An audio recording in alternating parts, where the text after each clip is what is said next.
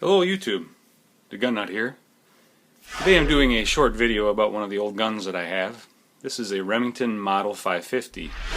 I received this gun from my grandmother as a present when I was a boy. I've had this gun now for probably over 30 years myself, having received it in my teens.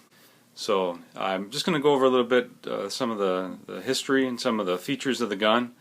Okay, we'll start by looking at the barrel markings.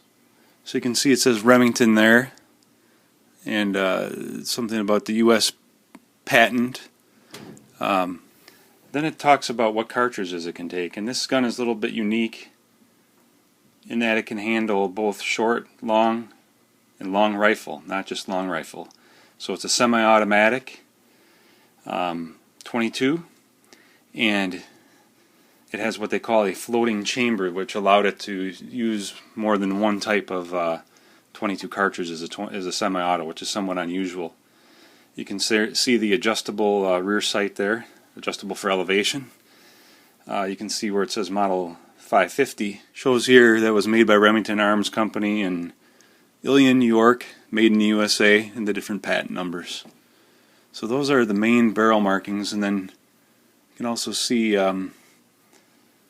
it's marking at the rear. I'm not exactly sure what that's for. I know some of the barrel markings actually tell you when it was made. They started production in 1941, and I believe that was the year that mine was made. I'm going to go ahead here and do some more video of the gun.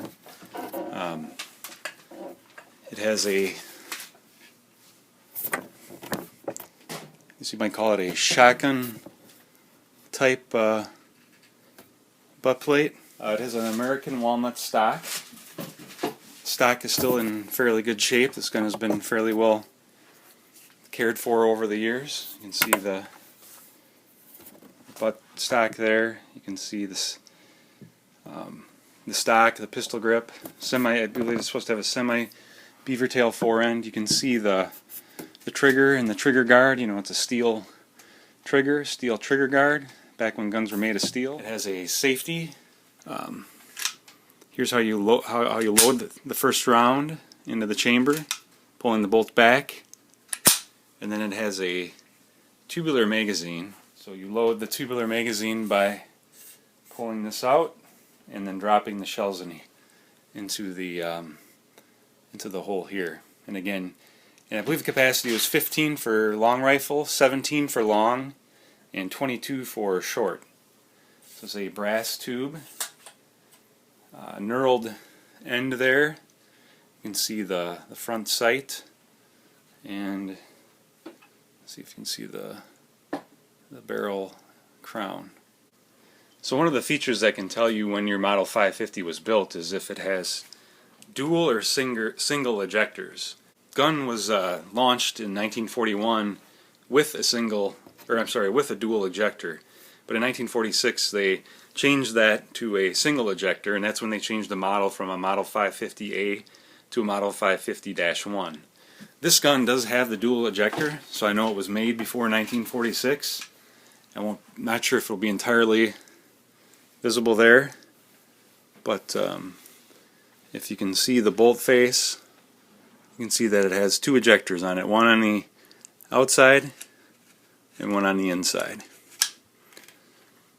I also have heard that if you don't use anything but long rifle, that's part of the reason the gun will malfunction over time. I'm not sure if that's true, but the floating chamber actually stops floating and starts to have some issues. The gun was made from 1941 to 1970. In that time frame, Remington produced 764,573 of these guns. So this gun, through the years, it's been very fun for me to shoot. I mean, I shot my first small game with it, squirrels, and it's been a good gun for me over the years. The only issue I have now is that it does malfunction probably at least once or twice in every 15 rounds that I load a long rifle. Hope you guys have enjoyed this video. Again, it's just showing off one of my old guns that I enjoy owning. Nice looking old American firearm made out of steel and wood. I don't think there's any aluminum or plastic on the gun, so I enjoy that. I do like aluminum plastic guns. Hope you enjoyed the video, YouTube. And also, if you have any input on the Model 550 or have one yourself, please post in the comments below.